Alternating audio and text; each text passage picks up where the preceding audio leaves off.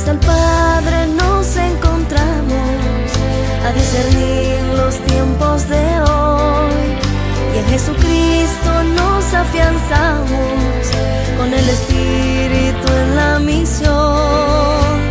50 años peregrinando van las ovejas tras su pastor, su voz profética resonando, es necesaria la conversión. En torno a Cristo nos encontramos, tiempo de gracia desde el altar. No nos detienen fuerzas humanas para este sínodo celebrar.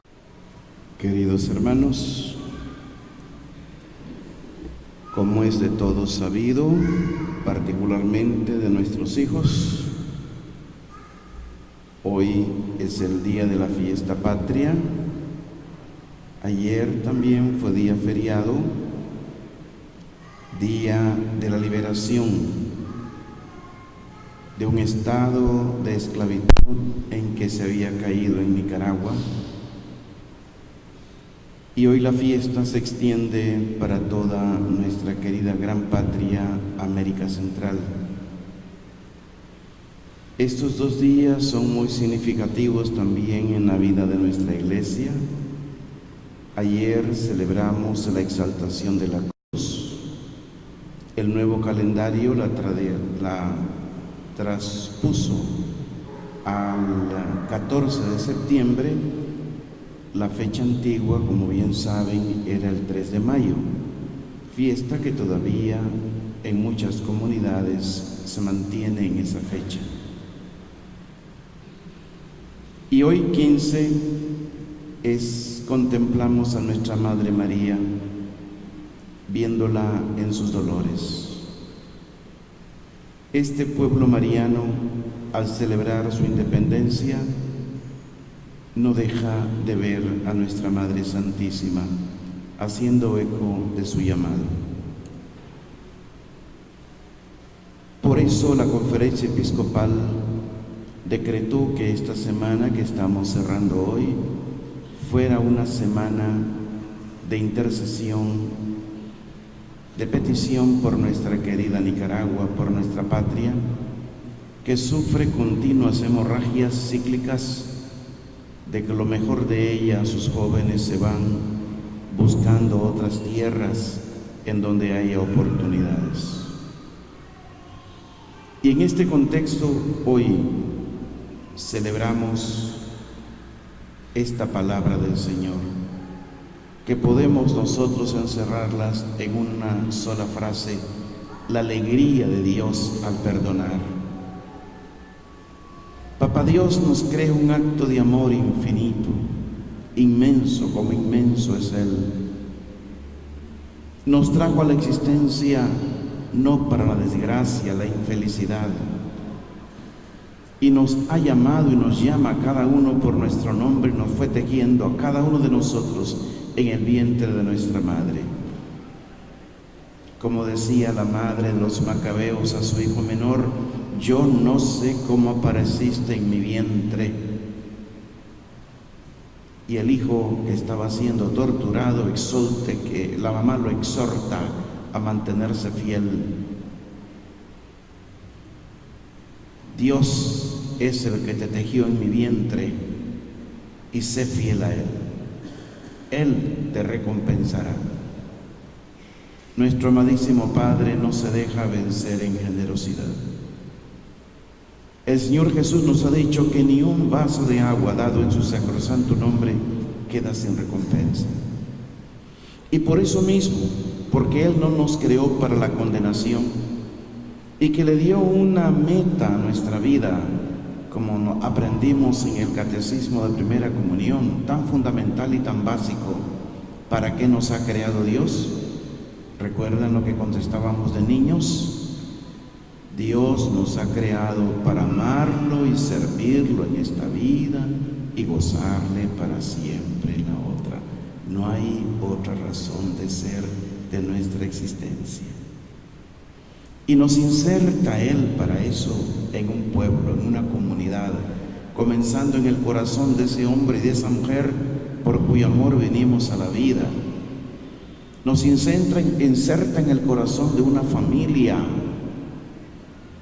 que es una realidad palpable que se ve, mientras que la colectividad, lo colectivo, es una creatio mentis, una razón de la mente.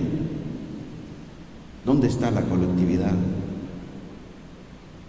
¿Cuántas veces en estas falsas democracias, en estos populismos ciegos, se pretende, contra toda razón, contra la verdad y por lo tanto contra la justicia, pasar encima del individuo y cosificarlo y reducirlo a una máquina de producción, a una pieza dentro de la máquina productiva de un Estado, de una nación?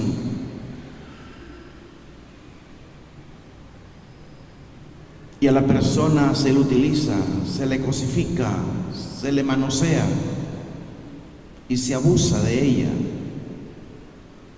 Y se imponen leyes contrarias al pensamiento de una comunidad, no digo colectividad. En la comunidad hay diálogo, hay encuentro humano. Hay encuentro entre un yo y un tú que formamos el nosotros. Y si existe un gobierno dentro de esa comunidad es con el fin de buscar el bien de la comunidad, no el bien de un grupito. Por lo tanto, la ideología jamás puede estar por encima de la persona y de lo que esa persona o esas personas en su mutua interacción vienen creando, ese pensamiento, ese modo de ser. Nuestro modo de ser y nuestro pensamiento está marcado justamente por esta convicción profunda de que de Dios salimos y a Él volvemos, y que el Señor preparó para nosotros, para mí, aquí y ahora, esta tierra y toda la vida que está detrás de mí, mis tatarabuelos, los abuelos de mis tatarabuelos, y toda ese don de sangre, justamente fue para preparar mi venida, y yo a mi vez para preparar la venida de otros y entregar este tesoro precioso que llamamos patria a los que vienen detrás de nosotros. No olvidemos las dos grandes bendiciones que nunca fueron abolidas, como decimos en el prefacio de las misas que celebramos intercediendo por los recién matrimoniados, estas dos grandes bendiciones que no fueron abolidas ni por la culpa del pecado original ni por el castigo del diluvio: el don de la sangre, el don de la descendencia y el don de la tierra. Creced y multiplicaos, dominad la tierra. Y por eso las leyes, para que en verdad pueda estar una comunidad teniendo sus reglas básicas humanas de funcionamiento que derivan justamente de esta convicción de un Dios dador de todo bien, como me da la vida permanentemente. Si todo subsiste en la creación, dice el libro de la sabiduría, es porque Él la mantiene en la existencia. Todo ser limitado no tiene consistencia en sí mismo, sino proviene de aquel que la sostiene. Por eso los textos sagrados tanto insisten en la persona humana, no vista abstracta, con nombre y apellido, con una herencia genética, con un rostro concreto. Dios me ama con toda esa herencia, esa gran bendición, y me pide mi corazón para empujar esta creación a ser mejor. La historia de la salvación es la historia de Dios que busca al hombre, le ofrece su amor y lo acoge. Eso es todo. Dios nos busca insistentemente, es un apasionado por nosotros, Por eso la envidia del maligno, que no siendo nosotros criaturas angélicas, nos hace en la práctica superior a los mismos ángeles, a los cuales nos pone a nuestro servicio. La existencia de los ángeles, como la existencia también de los ángeles caídos, no es cuestión no ética, no es cuestión de un ente de razón, como es el concepto de colectividad, sino que es una realidad, aunque no los veamos, no los toquemos, no los palpamos. Es esa providencia amorosa de Dios que me alcanza a mí personalmente. Pero existe también esta guerra entre la descendencia de la mujer y la descendencia de la serpiente. Esta descendencia aplastará la cabeza de la serpiente mientras ella querrá morderla en el talón. Recuerden el protoevangelio, Génesis 3:16.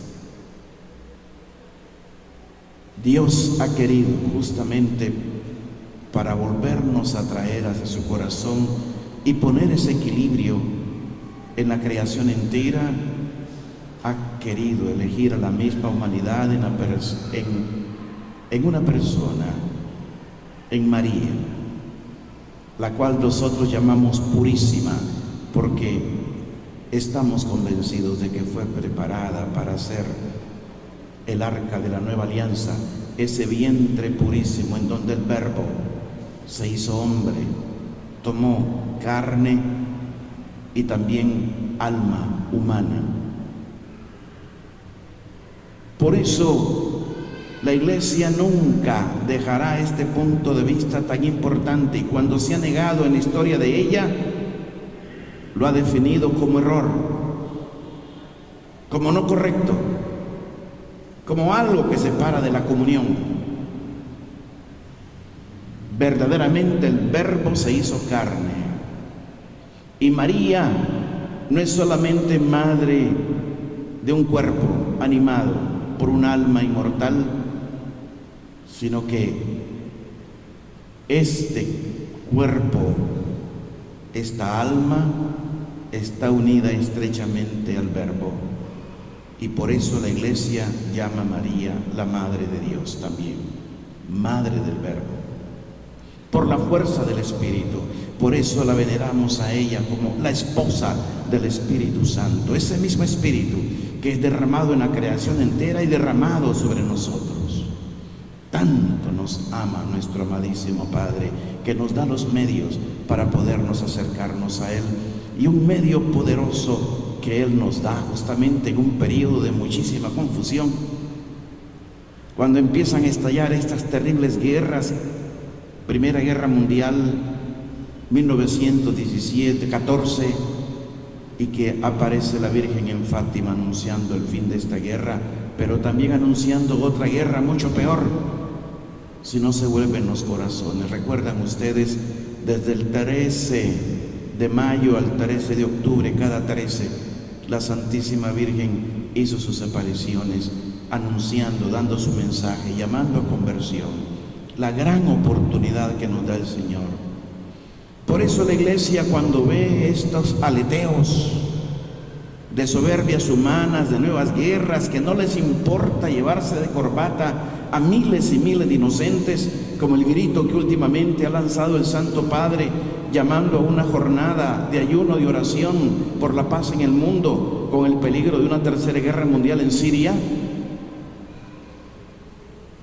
La Iglesia, mirando a María y contemplándola a ella, busca su refugio, busca este canal de gracia que Dios nos da justamente en María. Papá Dios nos busca insistentemente, consciente del peligro que corremos. Él conoce mejor que nosotros nuestra humana debilidad. Una de las cosas que en lo personal a mí siempre me ha llamado la atención es cuando Jesús en la cruz dice, mirando a su madre y junto a ella al discípulo que tanto quería, lo que uno espera es aquel hijo cuyo único amparo de esa mujer es Él, que piensa en su mamá y le diga en primer lugar a Juan: Juan, he ahí a tu madre, al discípulo amado. Pero no, es al revés. Le va a decir a la mamá: madre, he ahí a tu hijo. Hijo, he ahí a tu madre. Sabe muy bien Él la condición de su madre y la capacidad que Dios le ha dado también a ella de superar estos sufrimientos, como sabe muy bien la debilidad de su iglesia, de sus discípulos, y se muere preocupado por sus discípulos en la persona de Juan. Madre, he ahí a tu hijo. Nuestro amadísimo Padre es consciente del peligro que corremos, aunque pretendamos escapar a su amor mediante el pecado. Él no cesa de buscarnos, aunque desorientados pensemos que se puede vivir mejor lejos de Él. Él es un enamorado, un apasionado por nosotros, loco por nosotros. Lo rechazamos por la puerta, se nos quiere meter por la ventana, cerramos la ventana, busca un resquicio como la luz para entrar en nosotros, porque Él no nos quiere que muramos a su amor. Por eso nos busca, porque sabe que lejos de Él estamos perdidos y extraviados. Es el mismo que provoca, en la primera lectura lo han escuchado, la intercesión de Moisés por ese pueblo que ya le hastía, terco, duro de corazón. Voy a destruir este pueblo. Y Moisés, que se interpone ante esa ira e intercede por el pueblo, y ya ve Dios aplaca su ira. Un lenguaje muy humano del Antiguo Testamento para expresar justamente cómo Dios es compasivo y misericordioso, lento a la ira y rico en piedad y leal. Como se le dijo al mismo Moisés en Éxodo 34, cuando Moisés quería ver el rostro de Dios, y Dios le dijo: no verás mi rostro, porque morirás. Verás mi ajaré, verás mi nuca, verás mi espalda, mirarás la parte de atrás.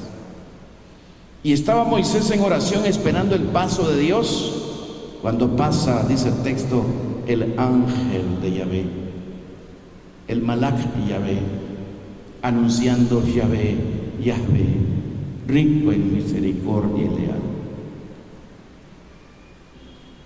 que castiga la culpa de los padres en los hijos hasta la tercera y cuarta generación. Qué injusticia, ¿verdad? Corto aquí la cita. Qué injusticia. ¿Qué culpa tiene un chihuín de que sus padres hayan comido la fruta verde, como decían los exiliados, y nosotros ahora padecemos la dentera?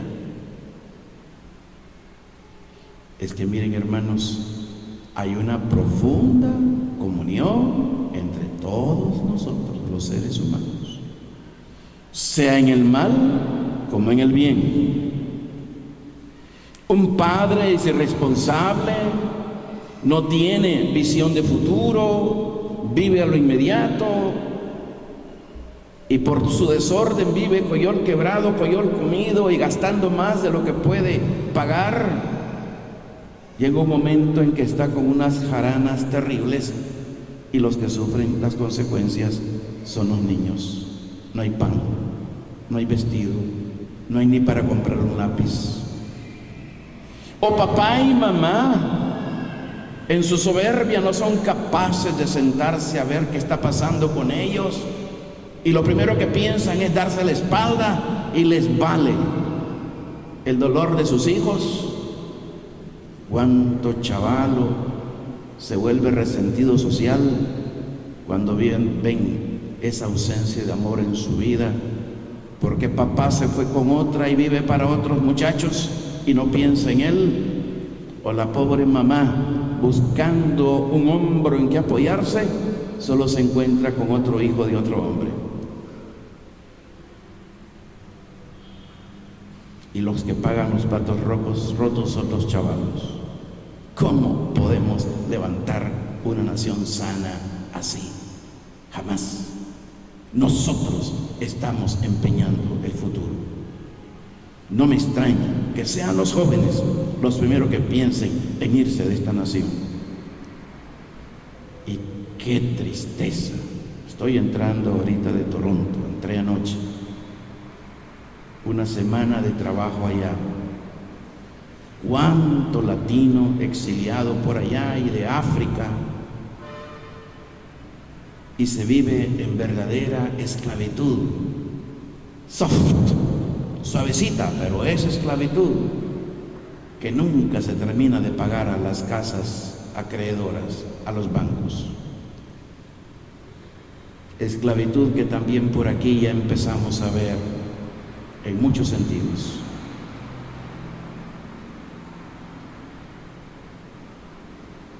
Cierro mi paréntesis y vuelvo a la cita, que castiga la culpa de los padres en los hijos hasta la tercera y cuarta generación, pero tiene compasión por 1000 generaciones. ¿Captamos el sentido? Hay comparación entre 3 y 4 generaciones y 1000 generaciones. Los caminos torcidos se pueden enderezar. Y aunque haya en mi genética gente que destruyó la vida de otros, que asesinó, que mató, que fue irresponsable, yo fui suscitado por mi Señor para enderezar esa genética. Y mi esfuerzo moral no queda solo en mí, va para atrás y va para adelante.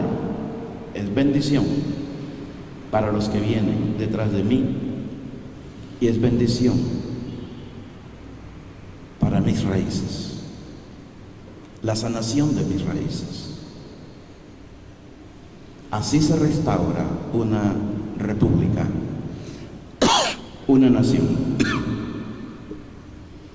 Pero es necesario, mis buenos hermanos, vivir en esta convicción de un amor que nos llama al encuentro permanente, no por simplemente bienes que hemos perdido, como sucede con el muchacho de la parábola, la más bella. Todas las tres son bellísimas, pero la que más justamente nos hace bucear en el corazón de Papá Dios es esta tercera, tan cercana, tan cálida para nosotros. Me levantaré y volveré a mi Padre y le diré: Padre, no soy digno de llamarme hijo tuyo, trátame como a uno de tus jornaleros, como a uno de tus siervos. Pero Dios no quiere esclavos. En la casa de ese padre de la parábola hay ya muchos jornaleros, muchos esclavos, hay pocos hijos. Uno se fue, tiene pena, y no por amor al padre, por el daño, el dolor que le causó ese padre que él no conocía, que está boteando el horizonte esperando la vuelta de ese hijo, llorando por él. Sí, se quedó con el mayor que le continuó sirviendo, pero tampoco el mayor ha descubierto quién es él. Es interesante que el texto griego, cuando nos trae las palabras del hijo que viene del campo de trabajar y encuentra que hay mejengue, que hay fiesta en la casa, y tu hermano que volvió, y tu papá mandó a matar el cordero cebado, y él se pone para balazos, enojado, y le reclama al papá y no quiere entrar. Tanto tiempo hace que yo, y dice el texto griego, duleuo, que yo te sirvo, que yo te soy esclavo. Papá Dios no quiere esclavos. El verbo que se suponiese que ahí estuviera sería diaconeo, que significa servir. De ahí viene la palabra diácono, el que sirve. Que yo te ayudo, que yo estoy cerca de ti, pero no que yo yo te soy esclavo. Sí, está trabajando con su papá, pero como un esclavo, no como un hijo. De tal manera que en la parábola se insiste en el rescate de los dos hijos, tanto el que se fue y dilapidó la fortuna como el que se quedó, pero que en el fondo ni uno ni el otro reconoce quién es, la calidad humana, profundamente humana, que tiene ese papá. Su opción por nosotros es tan radical, que ha querido hacer de su Iglesia Católica, a través de los sacramentos, especialmente de la confesión, un bloque de búsqueda que nos otorgue libertad donde el pecado nos ha secuestrado.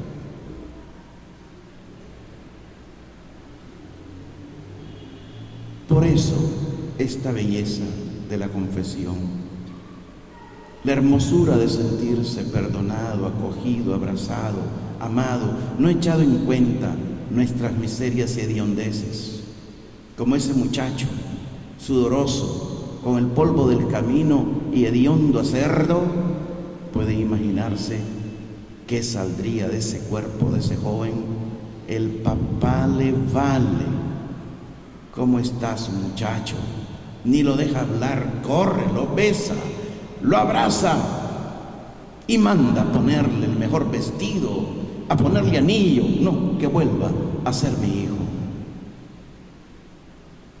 Refiriéndose a esto que acabo de señalar, nuestro querido Papa Francisco ha dicho: nuestra querida Iglesia Católica nace del deseo de Dios de llamar a todos los hombres a la comunión con Él, a su amistad, a salir del individualismo, a la tendencia a cerrarse en sí mismos y a formar parte de su familia.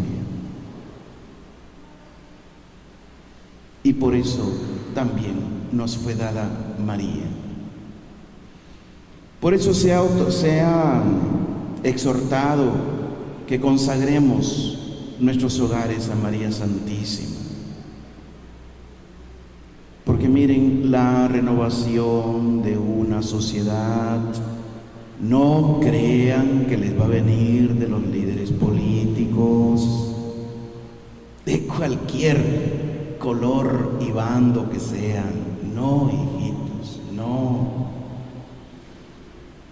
No dejan que le pongan el anillo en el hocico como hacemos con los chanchos y los llevamos donde que nosotros queremos. Perdonen que use esta comparación tan fuerte. Yo me he metido en ese mundo, lo conozco, buscando justamente la conversión de esta gente y que miren a la nación, no sus intereses partidarios, no el de un grupo, no el engaño al pueblo. Cómo uno ve que se retuercen los conceptos, las palabras, y el ego aparece por donde quiera. Por eso estamos donde estamos y somos lo que somos. Y el dolor de ver a tanta familia destruida.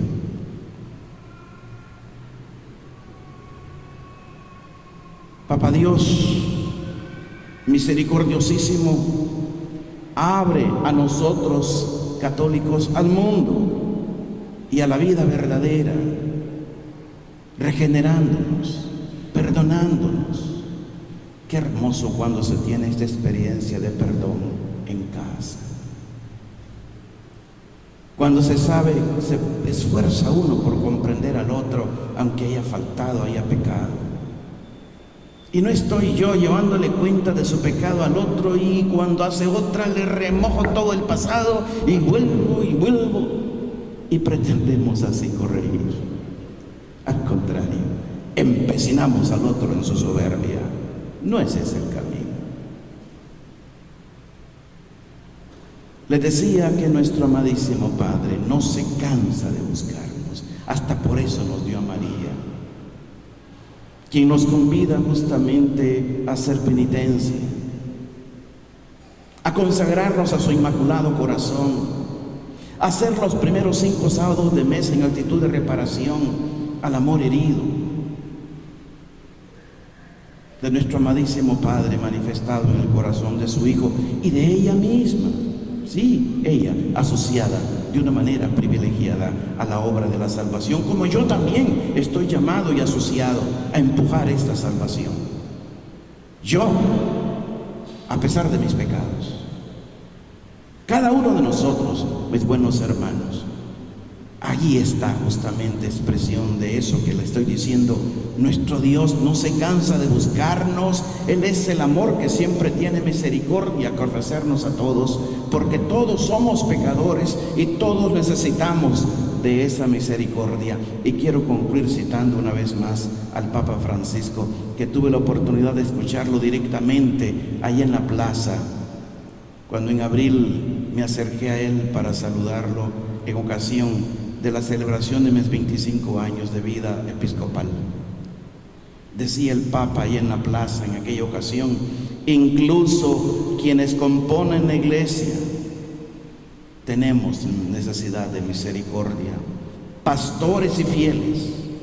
En todos hay defectos, imperfecciones y pecados. Y añadía: también el Papa tiene muchos pecados. Pero cuando nos damos cuenta de ese pecado, encontramos la misericordia de Dios. Dios siempre perdona. No se olviden, mis buenos hermanos, de que Dios siempre nos perdona. No duden jamás de su capacidad de perdón. Los seres humanos a veces perdonamos, a veces no. ¿Saben quién no perdona nunca? Y tarde o temprano nos devuelve con creces nuestros pecados. Es nuestra propia naturaleza. Maltraten un chavalo y se darán cuenta.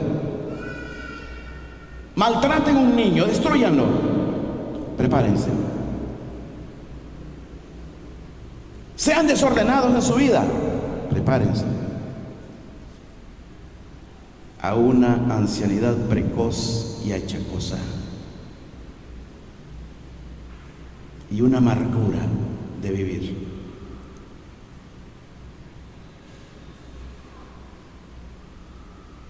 Dios nos dé la gracia de amar esta patria querida y entregarla mejorada a los que vienen detrás de nosotros.